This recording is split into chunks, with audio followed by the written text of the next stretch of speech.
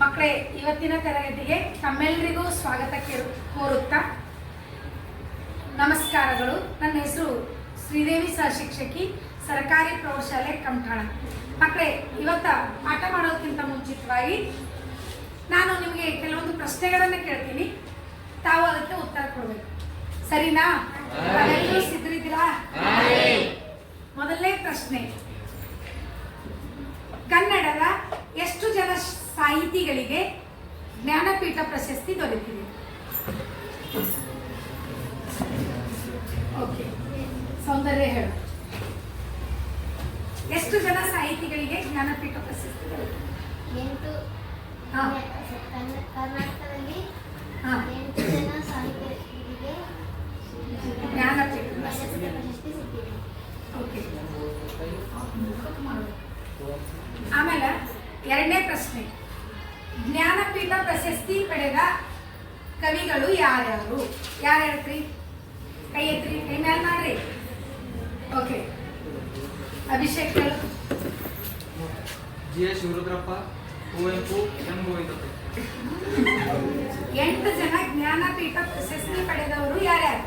Kuvempu, Dara Bendre, Vasu Venkatesha Iyengar, Chandrashekhar Kambar, Girish Karnad, V. Gokak, Shivaram Karanth, 8 ಜನ ಕವಿಗಳು ಜ್ಞಾನಪೀಠ ಪ್ರಶಸ್ತಿಯನ್ನ ಪಡ್ಕೊಂಡಾರೆ. ಈಗ ಕನ್ನಡದಲ್ಲಿ ಎಷ್ಟು ಜನ ಕವಿಗಳಿಗೆ ರಾಷ್ಟ್ರಕವಿ ಪ್ರಶಸ್ತಿ ದೊರೆತಿದೆ? ರಾಷ್ಟ್ರಕವಿ ಹೇಳಪ್ಪ ನೀವು. ಮೂವರು. ಮೂವರು. ಯಾರ್ಯಾರು? M Govindappa, G S Shivarudrappa ಮತ್ತು ಕುವೆಂಪು. 3 ಜನರಿಗೆ ಯಾವ ಪ್ರಶಸ್ತಿ ಸಿಕ್ಕದ? ಇವತ್ತ ನಾವು ಜಿ ಎಸ್ ಶಿವರುದ್ರಪ್ಪನವರು ಬರೆದಂತ ಒಂದು ಪದ್ಯವನ್ನ ಇಲ್ಲಿ ಅಧ್ಯಯನ ಮಾಡ್ತೀವಿ. ನಮ್ಮ 10ನೇ ತರಗತಿಗೆ ಮೊದಲನೇ ಪದ್ಯ ಸಂಕಲ್ಪ ಗೀತೆ ಅನ್ನುವಂಥ ಪದ್ಯ ಯಾರು ಬರೋದಂದ್ರ ಇವರೇ, ಡಾಕ್ಟರ್ ಜಿ ಎಸ್ ಶಿವರುದ್ರಪ್ಪನವರು. ನಾವು ಮೊದಲಿಗೆ ಡಾಕ್ಟರ್ ಜಿ ಎಸ್ ಶಿವರುದ್ರಪ್ಪನವರ ಪರಿಚಯವನ್ನ ಮಾಡಿಕೊಳ್ಳೋಣ. ನೋಡಿ ಮಕ್ಕಳೇ, doctor G S Shivarudrappa. G S ಅಂದ್ರೆ ಗುಗ್ಗರಿ ಶಾಂತವೀರಪ್ಪ ಶಿವರುದ್ರಪ್ಪ. ಇವರು 1926ರಲ್ಲಿ ಜನ್ಮವನ್ನ ತಾಳ್ತಾರ. ಅವರ ಸಮಗ್ರ ಪರಿಚಯವನ್ನ ಇನ್ನೊಂದು ಚಾರ್ಟ್ ಮೂಲಕ ನಾವು ಮಾಡಿಕೊಳ್ಳೋಣ. ನೋಡಿ ಮಕ್ಕಳೇ, ಪದ್ಯ ಯಾವುದು? ಯಾರು ಬರ್ತಾರ? ಇವರು 1926ರಲ್ಲಿ ಶಿವಮೊಗ್ಗ ಜಿಲ್ಲೆಯ ಶಿಕಾರಿಪುರದಲ್ಲಿ ಜನ್ಮಗೊಂಡವರು. ನಾವು ಅವ್ರು ಬರೆದಂತ ಕೃತಿಗಳನ್ನ ತಿಳ್ಕೊಳ್ಬೇಕಾದ್ರೆ ಅವರು ಸಾಮಗಾನ, ಚಲುವಳು, ದೀಪದ ಹೆಜ್ಜೆ, ಅನಾವರಣ, ವಿಮರ್ಶೆಯ ಪೂರ್ವ ಪಶ್ಚಿಮ, ಸೋದರಿ ಪತ್ರಿಕೆಗಳು, ಸೌಂದರ್ಯ ಸಮೀಕ್ಷೆ ಮೊದಲಾದ ಕೃತಿಗಳನ್ನ ಅವರು ರಚನೆ ಮಾಡಿದರು. ಇವು ಅವರು ಬರೆದಂತ ಕೃತಿಗಳ ಒಂದು ಪರಿಚಯ. ಮಕ್ಕಳೇ, ಈಗ ಡಾಕ್ಟರ್ ಜಿ ಎಸ್ ಶಿವರುದ್ರಪ್ಪನವರಿಗೆ ಯಾವ್ಯಾವ ಪ್ರಶಸ್ತಿಗಳನ್ನ ದೊರೆತಿವೆ ಅಂದ್ರೆ, ಅವರಿಗೆ ಅವರ ಒಂದು ಕಾವ್ಯಾರ್ಥ ಚಿಂತನೆ ಅನ್ನುವಂಥ ಕೃತಿಗೆ ಕೇಂದ್ರ ಸಾಹಿತ್ಯ ಅಕಾಡೆಮಿ ಪ್ರಶಸ್ತಿಯನ್ನು ದೊರೆತಿದೆ. ಅದೇ ರೀತಿ ಅವರಿಗೆ ಬೆಂಗಳೂರು ಮತ್ತು ಕುವೆಂಪು ವಿಶ್ವವಿದ್ಯಾಲಯದವರು ಗೌರವ ಡಿಲೀಟ್ ಪದವಿಯನ್ನು ನೀಡಿದ್ದಾರೆ. ಅವರಿಗೆ ನಾಡೋಜ ಪ್ರಶಸ್ತಿ ದೊರೆತಿದೆ. ಅಷ್ಟೇ ಅಲ್ಲದೇನೆ ಎಲ್ಲಕ್ಕಿಂತ ಶ್ರೇಷ್ಠವಾದಂತ ಒಂದು ರಾಷ್ಟ್ರಕವಿ ಪ್ರಶಸ್ತಿ ಕೂಡ ಡಾಕ್ಟರ್ ಜಿ ಎಸ್ ಶಿವರುದ್ರಪ್ಪನವರಿಗೆ ದೊರೆತಿರುವುದನ್ನ ನಾವು ನೋಡ್ತೀವಿ. ಮತ್ತೆ ಸಂಕಲ್ಪ ಗೀತೆ ಅನ್ನುವಂಥ ಪದ್ಯ, ಅದರ ಆಕಾರ ಕೃತಿ ಯಾವುದು ಅಂದ್ರೆ ಎದೆ ತುಂಬಿ ಹಾಡಿದೆನು ಎನ್ನುವಂಥ ಕೃತಿ. ಅವ್ರು ಬರೆದಂತ ಎದೆ ತುಂಬಿ ಹಾಡಿದೆನು ಎನ್ನುವಂಥ ಆಕಾರ ಕೃತಿಯಿಂದ ಸಂಕಲ್ಪ ಗೀತೆ ಪದ್ಯವನ್ನ ಆಯ್ಕೆ ಮಾಡಿಕೊಳ್ಳಲಾಗಿದೆ. ನಾವು ಎದೆ ತುಂಬಿ ಹಾಡಿದೆನು ಎನ್ನುವಂಥ ಕೃತಿಯ ಒಂದು 2 ಚರಣಗಳನ್ನ ನಾನು ನಿಮ್ಮ ಮುಂದೆ ಹಾಡಿ ತೋರಿಸ್ತೀನಿ. ಡಾಕ್ಟರ್ ಜಿ ಎಸ್ ಶಿವರುದ್ರಪ್ಪನವರು ಬರೆದಂತ ಸಮಗ್ರ ಕಾವ್ಯ ಅನ್ನುವಂಥ ಪುಸ್ತಕದ ಮುಖಪುಟವನ್ನು ನಾವು ನೋಡ್ತಾ ಇದ್ದೇವೆ. ಅದೇ ರೀತಿ ಡಾಕ್ಟರ್ ಪರಿಚಯವನ್ನ ಈ ಚಿತ್ರದಲ್ಲಿ ನಾವು ನೋಡ್ತಾ ಇದ್ದೇವೆ. ಅದೇ ರೀತಿ ಸಂಕಲ್ಪ ಗೀತೆ ಎನ್ನುವಂಥ ಪದ್ಯದ ಆಕಾರ ಕೃತಿ ಎದೆ ತುಂಬಿ ಹಾಡಿದೇನೋ ಅನ್ನುವಂಥ ಕೃತಿ. GS ಶಿವರುದ್ರಪ್ಪನವರ ಎದೆ ತುಂಬಿ ಹಾಡಿದೇನೋ ಅನ್ನುವಂಥ ಭಾವಗೀತೆ ತುಂಬಾ ಪ್ರಸಿದ್ಧವಾದಂಥ ಒಂದು ಭಾವಗೀತೆ ಅಲ್ಲ. ಅದು ಎಲ್ಲ ಕಡೆ ಹಾಡಿನ ರೂಪದಲ್ಲಿ ಕೂಡ ಪ್ರಸ್ತುತಪಡಿಸ್ಯಾರ. ಮಕ್ಕಳೇ, ಈ ಒಂದು ಪದ್ಯದ 2 ಸಾಲನ್ನ ನಾನು ನಿಮ್ಮ ಮುಂದೆ ಹಾಡು ತೋರಿಸ್ತೀನಿ. ಎದೆ ತುಂಬಿ ಹಾಡಿದೇನೋ ಅಂದು ನಾನು, ಎದೆ ತುಂಬಿ ಹಾಡಿದೇನೋ ಅಂದು ನಾನು, ಮನವಿಟ್ಟು ಕೇಳಿದೀರಾ ಅಲ್ಲಿ ನೀವು, ಎದೆ ತುಂಬಿ ತನು ತುಂಬಿ ಮನ ತುಂಬಿ ಹಾಡಿದೇನೋ ಅಂದು ನಾನು, ಇಂದು ನಾಡಿದರು ಅಂದಿನಂತೆಯೇ ಕುಳಿತು ಕೇಳುವಿರಿ ಸಾಕೆನಗೆ ಇದುವೇ ಬಹುಮಾನ, ಎದೆ ತುಂಬಿ ಹಾಡಿದೇನೋ ಅಂದು ನಾನು, ಮನವಿಟ್ಟು ಕೇಳಿದೀರಾ ಅಲ್ಲಿ ನೀವು. ತಾವೆಲ್ಲರೂ ಇದು ಒಂದು ಆಡಿಯೋ ರೆಕಾರ್ಡಿಂಗು ಆಮೇಲೆ ನಾನು ನಿಮಗೆ ತೋರಿಸ್ತೀನಿ. ಈಗ ನಾವು ನೇರವಾಗಿ ಕವಿ ಪರಿಚಯವನ್ನ ನಾನು ನಿಮಗೆ ಸಾಧ್ಯವಾದಷ್ಟು ಮಾಡಿಕೊಡ್ತೀನಿ. ಈಗ ನಮ್ಮ ಶಾಲೆಯ ಮಕ್ಕಳು ಸಂದರ್ಶನ ವಿಧಾನದ ಮೂಲಕ ನಿಮಗೆ GS ಶಿವರುದ್ರಪ್ಪನವರ ಪರಿಚಯ ಮಾಡಿಕೊಡ್ತಾರ. ತಾವೆಲ್ಲರೂ ಆ ಒಂದು ಸಂದರ್ಶನ ವಿಧಾನವನ್ನ ಇಲ್ಲಿ ಅವಲೋಕಿಸ್ಬೇಕಂತ ನಮ್ಮಲ್ಲಿ ವಿನಂತಿಸ್ಕೊತಾ ಇದ್ದೀನಿ.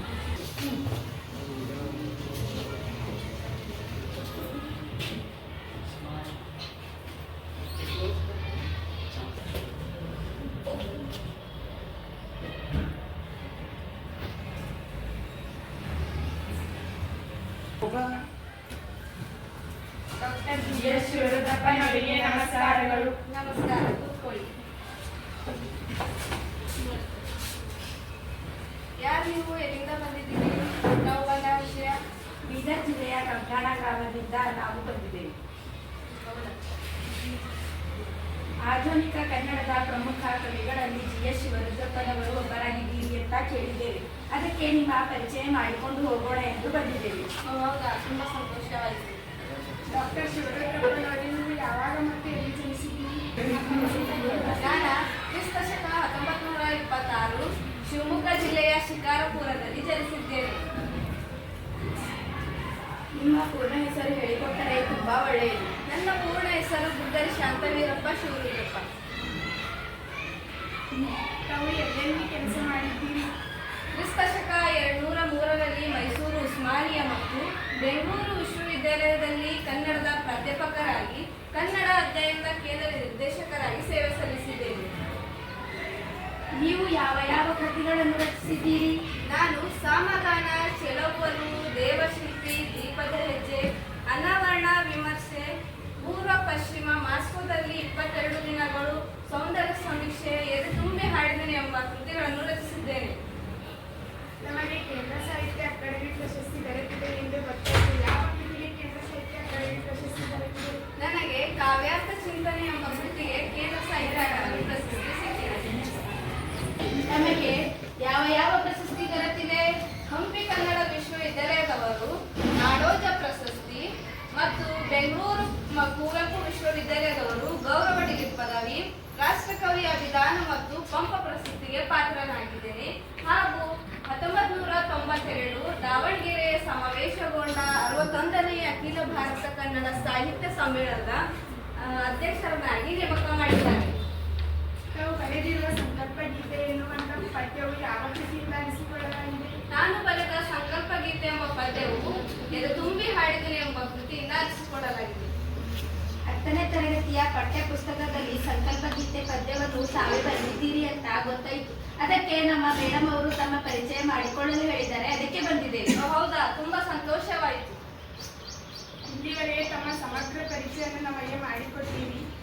ಮುಖಾಮುಖಿಯಾಗಿ ಭೇಟಿಯಾಗಿ ತಮ್ಮ ಪರಿಚಯವನ್ನು ಮಾಡಿಕೊಟ್ಟಿದ್ದಕ್ಕಾಗಿ ನಮಗೆ ತುಂಬ ಸಂತೋಷವಾಯಿತು. ನಿಮಗೆ ತುಂಬ ಧನ್ಯವಾದಗಳು. ಇನ್ನು ನಾವು ಬರುತ್ತೇವೆ.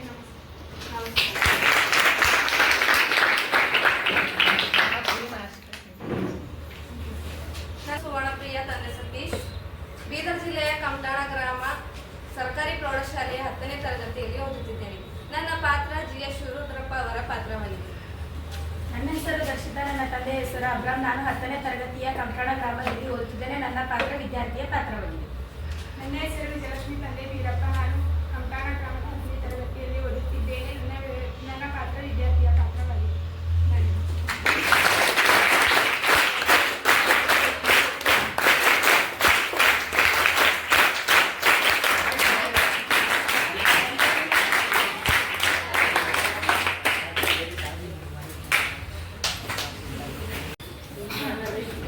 ನೋಡಿ ಮಕ್ಕಳೇ, ಇವತ್ತಿನ ಪದ್ಯ ಸಂಕಲ್ಪ ಗೀತೆ. ಸಂಕಲ್ಪ ಅಂದ್ರೆ ಏನು ಯಾರಿಗಾರ ಗೊತ್ತಾ? ಸಂಕಲ್ಪ ಅಂತ ಇವಾಗ ಕರೀತೀವಿ, ಗೊತ್ತಿಲ್ಲ? ಸಂಕಲ್ಪ ಎಂದರೆ ದೃಢವಾದ ನಿರ್ಧಾರ, ಒಂದು ಗುರಿ. ಪ್ರತಿಯೊಬ್ಬರು ಜೀವನದಲ್ಲಿ ಧನಾತ್ಮಕ ಮನೋಭಾವನೆಯನ್ನು ಬೆಳೆಸ್ಕೊಳ್ಬೇಕು. ಧನಾತ್ಮಕ ಮನೋಭಾವನೆ ಅಂದ್ರೆ ಈ ಕೆಲಸವನ್ನ ನಾನು ಮಾಡುತ್ತೇನೆ, ಮಾಡಿಯೇ ತೀರುತ್ತೇನೆ ಅನ್ನುವಂಥ ಒಂದು ಗುರಿಯನ್ನ ನಾವು ಜೀವನದಲ್ಲಿ ಇಟ್ಕೊಳ್ಬೇಕು. ನೋಡ್ರಿ, ಮನುಷ್ಯ ಜೀವನದಲ್ಲಿ ಒಂದು ದೃಢವಾದ ಗುರಿಯನ್ನ, ಧ್ಯೇಯವನ್ನ ಇಟ್ಕೊಂಡಿದ್ರ ಆ ಗುರಿ ಅರ್ಧ ಸಾಧಿಸಿದಂತೆ. ಅದಕ್ಕ ಜೀವನಕ್ಕೆ ಗುರಿ ಬಹಳಷ್ಟು ಮುಖ್ಯವಾಗಿದೆ. ಅದಕ್ಕೆ ನಾವು ಗುರಿ ಇಟ್ಕೊಂಡ ನಂತರ ನಮ್ಮ ಜೀವನದಲ್ಲಿ ಎಷ್ಟೇ ಸಮಸ್ಯೆಗಳು, ಎಷ್ಟೇ ಸವಾಲುಗಳು, ಎಷ್ಟೇ ಅಡೆತಡೆಗಳು ಬಂದರೂ ಕೂಡ ನಾವು ನಮ್ಮ ಕೆಲಸವನ್ನ ನಿಷ್ಠೆಯಿಂದ ನಾವು ಹಾಗೆಯೇ ಮಾಡ್ತಾ ಮಾಡ್ತಾ ಹೋದಂತೆ ನಾವು ಆ ಗುರಿಯನ್ನು ಮುಟ್ಲಿಕ್ಕೆ ಸಾಧ್ಯದ. ಅದಕ್ಕೆ ನಾವು ಒಂದ್ ಕಡೆ ಮಹಾತ್ಮ ಗಾಂಧೀಜಿ ನಮ್ಮ ದೇಶ ಸ್ವಾತಂತ್ರ್ಯದ ಸಮಯದಲ್ಲಿ ಒಂದು ಗುರಿಯನ್ನ ಹೊಂದಿದ್ರು. ಏನಂದ್ರ ಅವರು ಒಂದು ಘೋಷಣೆ ನೀಡಿದ್ರು, ಮಾಡು ಇಲ್ಲವೇ ಮಡಿ ಅಂತ. ಅದೇ ರೀತಿ ಬಾಲ್ ಗಂಗಾಧರ್ ತಿಲಕ್ ಅವರು ಒಂದು ಘೋಷಣೆಯನ್ನ ನೀಡಿದ್ರು.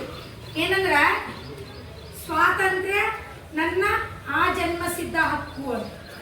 ಅಂದ್ರ ಆ ಒಂದು ಗುರಿಯನ್ನ ಹೊಂದಿದಂತ ಅವರು ಅದೇ ನಿಟ್ಟಿನಲ್ಲಿ ಕಾರ್ಯಪ್ರವರ್ತರಾಗಿ ನಮ್ಮ ದೇಶಕ್ಕೆ ಸ್ವಾತಂತ್ರ್ಯವನ್ನ ತಂದು ಕೊಡುವಲ್ಲಿ ಯಶಸ್ವಿಯನ್ನ ಪಡೆದುಕೊಂಡಿದ್ರು.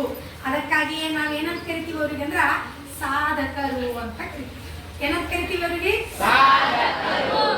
ಅದಕ್ಕ ತಾವು ತಮ್ಮ ವಿದ್ಯಾರ್ಥಿ ಜೀವನದಲ್ಲಿ ಯಾವ ರೀತಿ ಗುರಿಯನ್ನ ಇಟ್ಕೊಳ್ಬೇಕು, ಆ ಗುರಿ ಮುಟ್ಟುವವರೆಗೆ ತಾವು ಯಾವ ರೀತಿ ಕಾರ್ಯಪ್ರವರ್ತರಾಗಬೇಕು. ನೋಡ್ರಿ, ನಾವು ಗುರಿ ಮುಟ್ಟಬೇಕಾದ್ರ ಎಷ್ಟೋ ಸಮಸ್ಯೆಗಳು, ಸವಾಲುಗಳು ನಮ್ಮ ಎದುರು ಬರ್ತಾ ಇರ್ತಾವ. ಅವನ್ನ ಎದುರಿಸುವಂತ ಧೈರ್ಯ ನಮ್ಮಲ್ಲಿದೆ. ಮತ್ತೆ ಈ ಪದ್ಯದಲ್ಲಿ GS ಶಿವರುದ್ರಪ್ಪನವರು ನಾವು ಐಕ್ಯತೆಯಿಂದ ಮಾತ್ರ ಒಂದುಗೂಡಿದ್ದಾಗ ಆ ಗುರಿಯನ್ನ ಮುಟ್ಲಿಕ್ಕೆ ಸಾಧ್ಯ ಅಂತ ಹೇಳ್ತಾರೆ. ಅಷ್ಟೇ ಅಲ್ಲೇನೆ ನಮ್ಮಲ್ಲಿರುವಂತ ಭಯ, ಸಂಶಯ ಇವೆರಡು ಹೋಗಲಾಡಿಸಿದರೆ ಮಾತ್ರ ಒಂದು ಸುವ್ಯವಸ್ಥಿತವಾದ ಸಮಾಜವನ್ನ ನಿರ್ಮಾಣ ಮಾಡಲಿಕ್ಕೆ ಸಾಧ್ಯ ಅನ್ನುವಂತ ಒಂದು ಸಂದೇಶವನ್ನ ಅವರು ಈ ಪದ್ಯದ ಮೂಲಕ ನಮಗೆ ತಿಳಿಸ್ಕೊಟ್ಟಿದ್ದಾರೆ. ಮಕ್ಕಳು, ಈಗ ನೇರವಾಗಿ ನಾವು ಈ ಪದ್ಯವನ್ನ ತಿಳಿದುಕೊಳ್ಳೋಣ.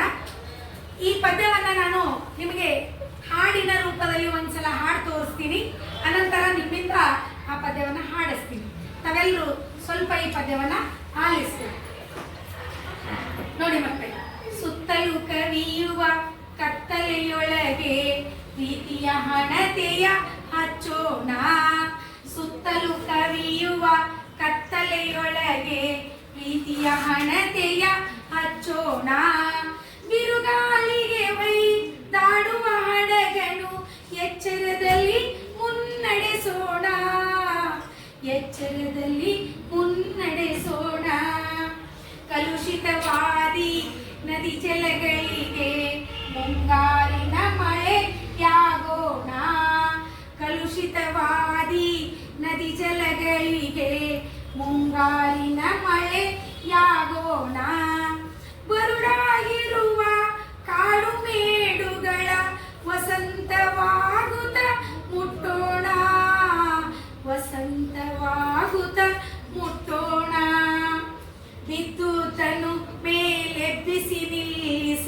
ಹೊಸ ಭರವಸೆಗಳ ಕಟ್ಟೋಣ, ಬಿದ್ದುದನ್ನು ಮೇಲೆಬ್ಬಿಸಿ ನಿಲ್ಲಿಸಿ ಹೊಸ ಭರವಸೆಗಳ ಕಟ್ಟೋಣ.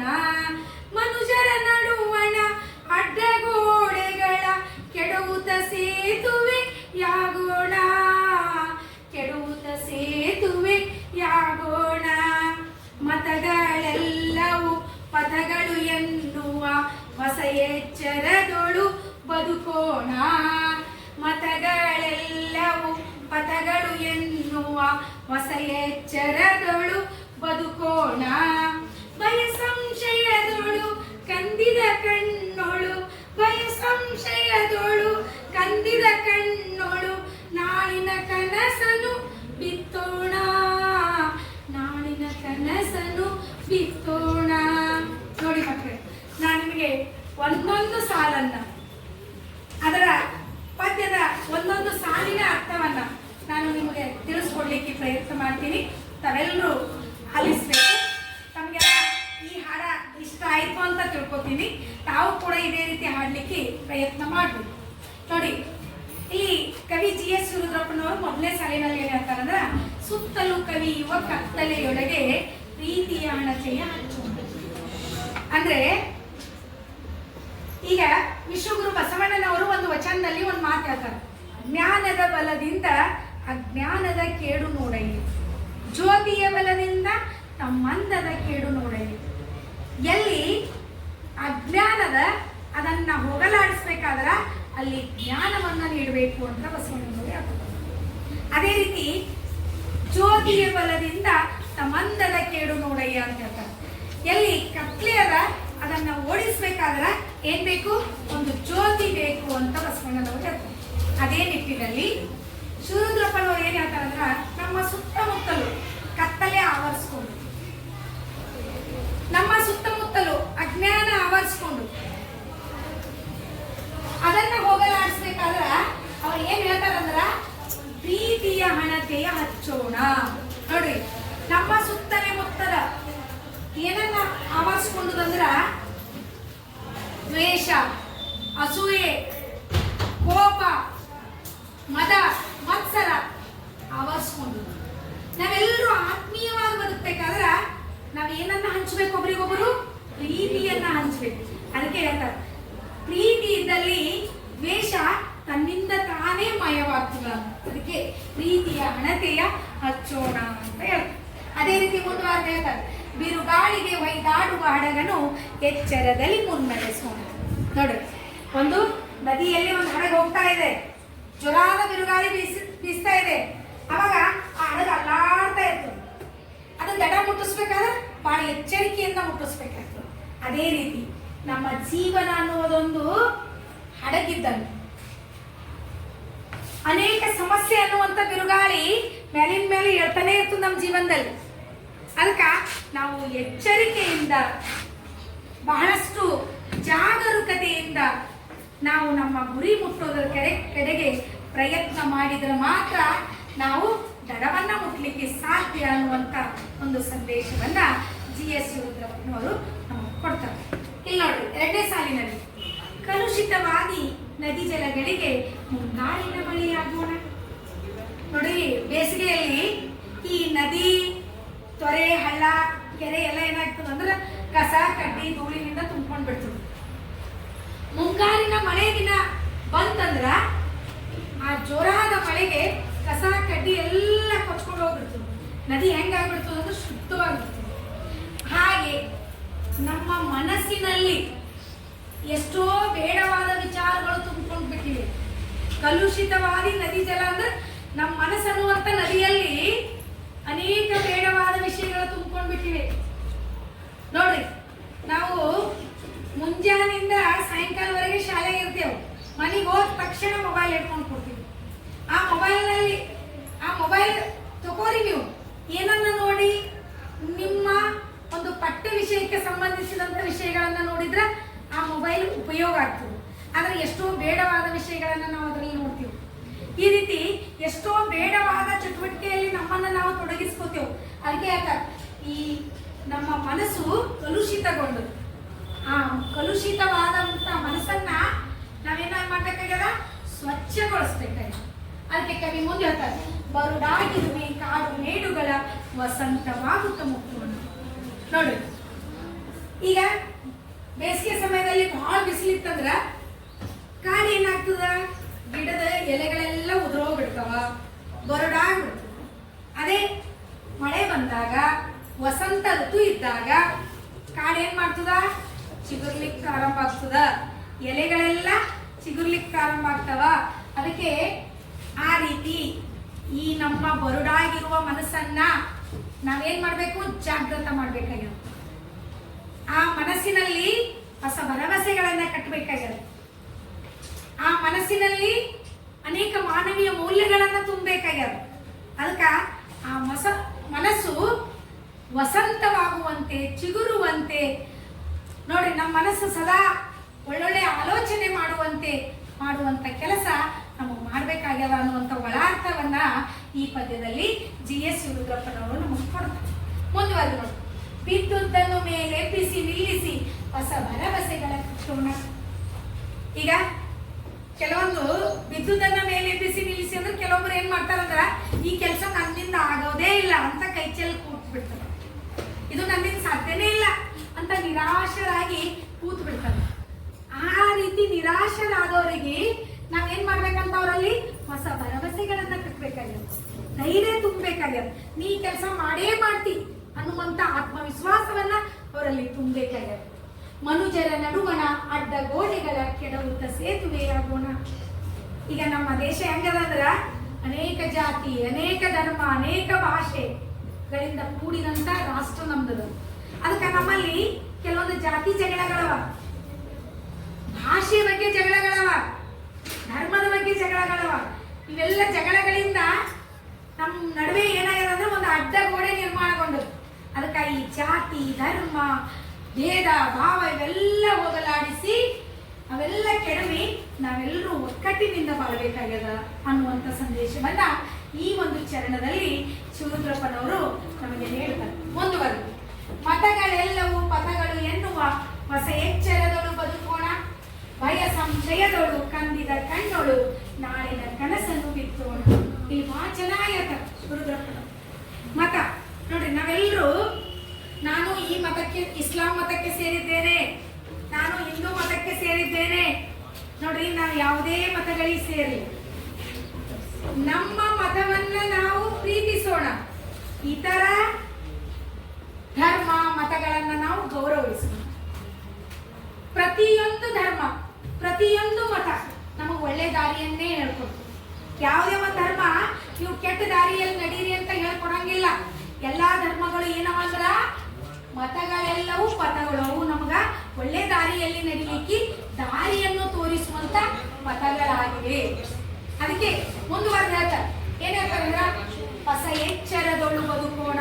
ನೋಡ್ರಿ, ಹೊಸ ಎಚ್ಚರದೊಳು ಅಂದ್ರ ನಮ್ಮಲ್ಲಿರುವಂತ ಇಂಥ ಅಸೂಯೆಗಳು, ಜಾತಿ, ಧರ್ಮ ಅನ್ನುವಂಥ ಭೇದಗಳ ಭಾವಗಳನ್ನ ಹೋಗಲಾಡಿಸಿ ನಾವೆಲ್ಲರೂ ಹೊಸದಾಗಿ ಪ್ರೀತಿ, ಆತ್ಮೀಯತೆಯಿಂದ ಬದುಕೋಣ ಅನ್ನುವಂತ ಸಂದೇಶವನ್ನ ಕೊಡ್ತಾ ಇದ್ದಾರೆ. ಭಯ ಸಂಶಯದೊಳು ಕಂದಿದ ಕಣ್ಣೋಳು. ನೋಡಿ, ಭೀತಿಯೇ ಭೂತ ಅಂತ ಹೇಳ್ತಾರೆ. ಮನುಷ್ಯನಿಗೆ ಭಯ ಇತ್ತಂದ್ರ ನಾವ್ ಯಾವುದೇ ಕೆಲಸ ಒಳ್ಳೆ ರೀತಿ ಮಾಡ್ಲಿಕ್ಕೆ ಸಾಧ್ಯ ಇಲ್ಲ. ಅದಕ್ಕೆ ಆ ಭಯವನ್ನ ನಮ್ಮಿಂದ ಹೋಗಲಾಡಿಸ್ಬೇಕು. ನಮ್ಮಲ್ಲಿರುವಂತ ಸಂಶಯ, ಈ ಕೆಲಸ ನನ್ನಿಂದ ಆಯ್ತದೋ ಇಲ್ಲೋ, ಈ ಕೆಲಸ ನನ್ನಿಂದ ಆಯ್ತದೋ ಇಲ್ಲೋ ಅನ್ನುವಂಥ ಸಂಶಯ, ಆ ಸಂಶಯ ನಮ್ಮಿಂದ ಹೋಗಲಾಡಿಸ್ಬೇಕು. ಅದಕ್ಕ ಕಂದಿದ ಕಣ್ಣೋಳು. ನೋಡಿ, ಈ ಭಯ ಮತ್ತು ಸಂಶಯ ಎರಡು ಏನವಂದ್ರ ನಮ್ ಕಣ್ಣು ಮಸುಕಾಗಿಸಿವೆ, ನಮ್ ಕಣ್ಣು ಮುಂದೆ ಪರದೆ ತಂದು ಕೂಡ್ಸವು.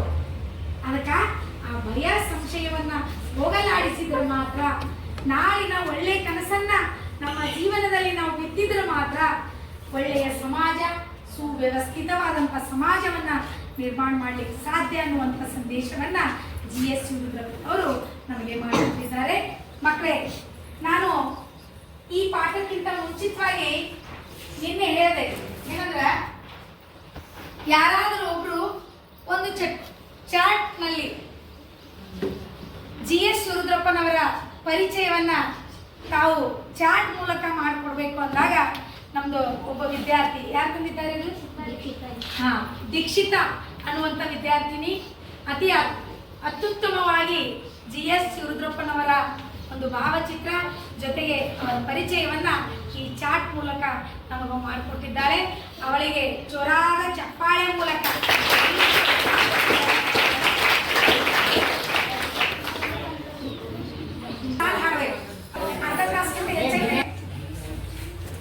ಮಕ್ಕಳೇ, ಇಲ್ಲಿವರೆಗೆ ನೀವು ಈ ಪದ್ಯವನ್ನ ಕೇಳಿದ್ರಿ. ಈಗ ತಾವು 2 ಚರಣಗಳನ್ನ ನಿಮ್ಮ ಕಂಠಪಾಠಕ್ಕೆ ಅಳವಡಿಸಲು ಪರೀಕ್ಷೆಯಲ್ಲಿ 2 ಚರಣಗಳು ಕಂಠಪಾಠಕ್ಕೆ ಬರ್ತಾವ. ಅದಕ್ಕೆ ತಾವೆಲ್ಲರೂ ಒಟ್ಟಿಗೆ ಕೊರಲಿನಿಂದ ಈ ಪದ್ಯವನ್ನ ಹಾಡೋಣ. ಓಕೆನಾ? ಹಾ, 1 2 ಸ್ಟಾರ್ಟ್.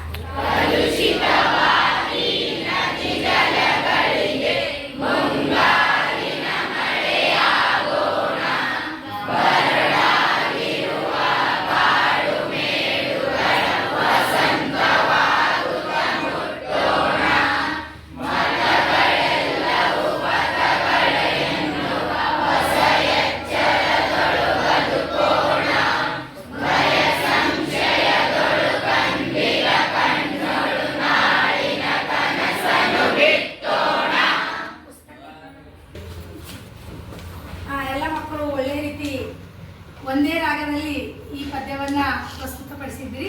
ನಿಮ್ಮೆಲ್ಲರಿಗೆ ಧನ್ಯವಾದಗಳು. ಈಗ ಇಲ್ಲಿವರೆಗೆ ಸಮಗ್ರವಾದ ಪದ್ಯವನ್ನ ನೀವು ತಿಳ್ಕೊಂಡಿರಿ. ಈ ಪದ್ಯಕ್ಕೆ ಸಂಬಂಧಪಟ್ಟಂತೆ ನಾನು ನಿಮಗೆ ಕೆಲವೊಂದು ಪ್ರಶ್ನೆಗಳನ್ನ ಕೇಳ್ತೀನಿ. ತಾವೆಲ್ಲರೂ ಅದಕ್ಕೆ ಉತ್ತರ ಕೊಡಬೇಕು. ಮೊದಲನೇ ಪ್ರಶ್ನೆ, GS ಶಿವರುದ್ರಪ್ಪನವರು ಎಲ್ಲಿ ಮತ್ತು ಯಾವಾಗ ಜನಿಸಿದ್ದಾರೆ? ಯಾರ ಹತ್ರ ಕೈ ಎತ್ತಬೇಕು, ಗೆಲ್ಬೇಕು. ಎಲ್ಲಿ ಮತ್ತು ಯಾವಾಗ? ಶಿವಮೊಗ್ಗ ಜಿಲ್ಲೆಯ ಶಿಕಾರಿಪುರದಲ್ಲಿ ಜನಿಸಿದರು. ಒಳ್ಳೆ. ಅದೇ ರೀತಿ 2ನೇ ಪ್ರಶ್ನೆ, ಈ ಪದ್ಯದಲ್ಲಿ GS ಶಿವರುದ್ರಪ್ಪನವರು ಯಾವುದನ್ನು ಎಚ್ಚರದಲ್ಲಿ ಮುನ್ನಡೆಸಬೇಕೆಂದು ಹೇಳಿದ್ದಾರೆ? ಯಾವುದನ್ನು ಎಚ್ಚರದಲ್ಲಿ ಮುನ್ನಡೆಸಬೇಕೆಂದು ಹೇಳಿದ್ದಾರೆ? ಬಿರುಗಾಳಿಗೆ ವಿಧಾನದೊಳಗೆ ಎಚ್ಚರದಲ್ಲಿ ಮುನ್ನಡೆಸಬೇಕೆಂದು ಹೇಳಿ. ಗುಡ್. ನದಿ ಜಲಗಳು ಏನಾಗಿವೆ? ನೆಕ್ಸ್ಟ್ ಅಭಿಷೇಕ, ನೀ ಅಭಿಷೇಕ ವಾಕ್ಯ ರೂಪದಲ್ಲಿ ಹೇಳ್ಬೇಕು. ನದಿ ಜಲಗಳು ಕಲುಷಿತವಾಗಿವೆ. ಗುಡ್.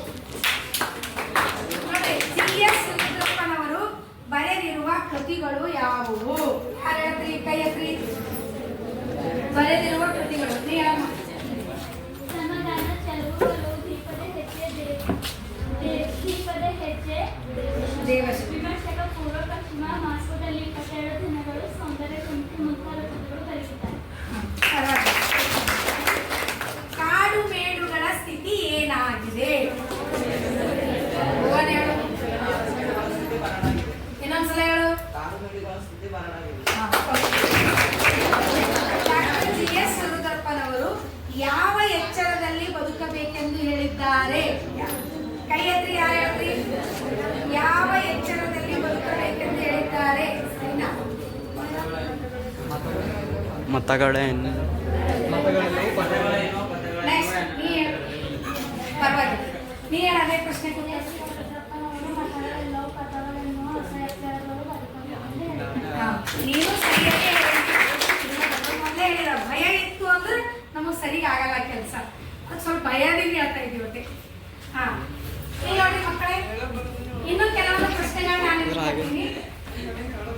ಸಂಕಲ್ಪ ಗೀತೆ ಪದ್ಯವು ಯಾವ ಗೀತೆ ಪ್ರಕಾರವಾಗಿದೆ? ಯಾವ ಗೀತೆ ಪ್ರಕಾರವಾಗಿದೆ? ರಾಜೇಶ್ವರಿ ಹೇಳು. ಯಾವ ಗೀತೆ ಪ್ರಕಾರದ? ನೆಕ್ಸ್ಟ್, GS ಶಿವರುದ್ರಪ್ಪನವರ ಪೂರ್ಣ ಹೆಸರೇನು? ಗುಗ್ಗರಿ ಶಾಂತವೀರಪ್ಪ ಶಿವರುದ್ರಪ್ಪ ಇವರ ಪೂರ್ಣ ಹೆಸರು. ಗುಡ್. ಮತ್ತೊಂದು ಪ್ರಶ್ನೆ, ಗುಗ್ಗರಿ ಶಾಂತವೀರಪ್ಪ. ನೋಡ್ರಿ, ಕೆಳಗಿನವುಗಳಲ್ಲಿ ಯಾವ ಕೃತಿಯನ್ನು ಶಿವರುದ್ರಪ್ಪನವರು ಬರೆದಿಲ್ಲ?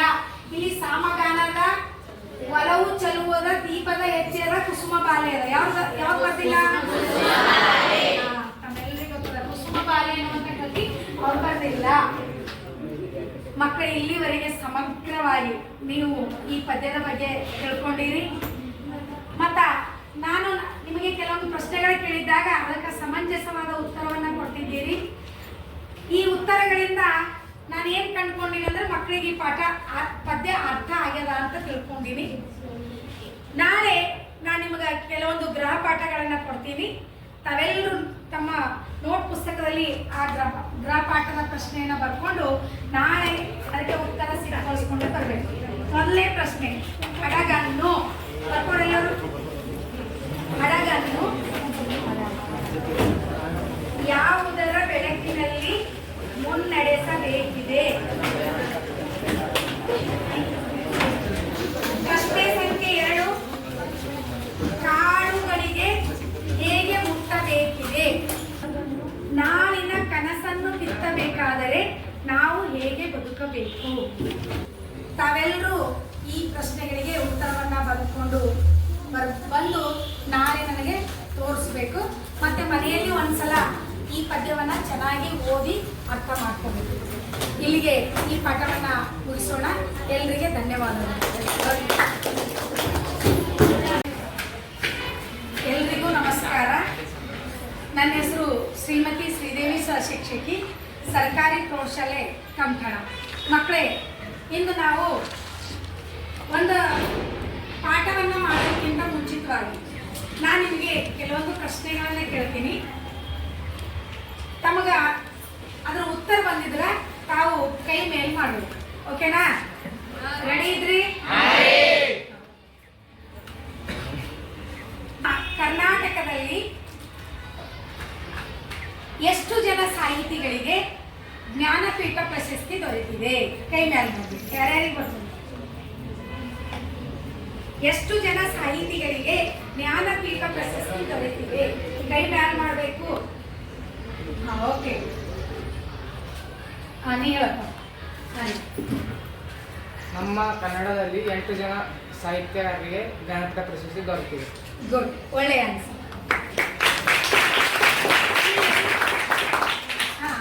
ಈ 8 ಜನ ಜ್ಞಾನಪೀಠ ಪಡೆದವರ ಹೆಸರನ್ನ ಯಾರು ಹೇಳ್ತಾರೆ? 8 ಜನ ಜ್ಞಾನಪೀಠ ಪ್ರಶಸ್ತಿ ಪಡೆದವರು. ನಿಮಗೆ ಎಷ್ಟು ಗೊತ್ತಿದ್ದು ಅಷ್ಟು ಹೇಳ್ಬೇಕು. ನಿಮ್ಗೆ ಎಷ್ಟು ಮಾಹಿತಿ ಅಷ್ಟು ಇತ್ತು ಅಷ್ಟು ಆನ್ಸರ್ ಹೇಳ್ಬೇಕು. ಅಭಿಷೇಕ್, ನಿಮ್ಗೆ ಎಷ್ಟು ಬಂದು ಅಷ್ಟೇ. 8 ಜನ. ನೀವು ಮೊನ್ನೆ ಪ್ರಾಜೆಕ್ಟ್ ಕೂಡ ಮಾಡಿದ್ದೀರಿ. ಜೊತೆ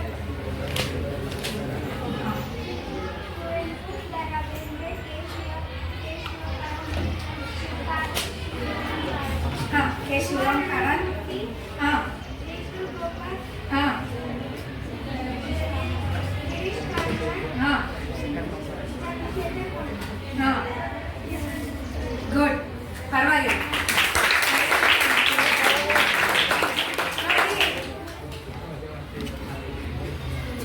ಕನ್ನಡದ ಎಷ್ಟು ಕವಿಗಳಿಗೆ ರಾಷ್ಟ್ರಕವಿ ಪ್ರಶಸ್ತಿ ದೊರೆತಿದೆ? ಯಾವ್ಯಾವ ಕವಿಗಳಿಗೆ ರಾಷ್ಟ್ರಕವಿ ಪ್ರಶಸ್ತಿ? ಅಭಿಷೇಕ್ ಹೇಳು. ಹಾ, 3 ದೊರೆತಿದೆ. ಅವರ ಹೆಸರು ಅಲ್ಲ, ಸರಿಯಾದ ಉತ್ತರ ಅಲ್ಲ. ಪ್ರಶಸ್ತಿ ಯಾರ್ಯಾರಿಗೆ ಸಿಗ್ತದ? ಆನ್ಸರ್ ಮಾಡ್ತೀರಿ?